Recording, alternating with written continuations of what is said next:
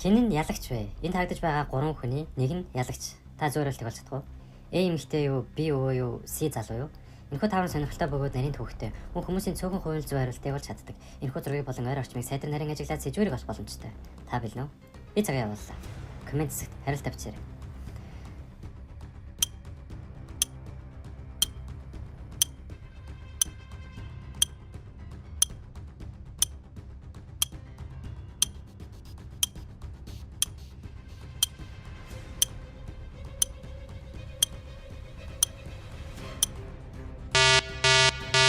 Хариултаа хэлэхээс өмнө яг одоо follow дарж өдөр бүр шинэ тавар хүлээн аваарай.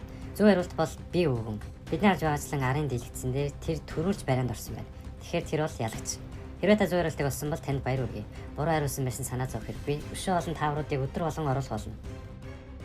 Энэ улсын охид хүүгүүд 16 нас хүрмэгц тэдний утсанд засгийн газраас хинтээ гэрлэх тухай мэдээлэл ирдэг. Даниэл Парк бол царай муутай, дээрээс намхан, тэгээд бүр бүдүүн азгүй амт.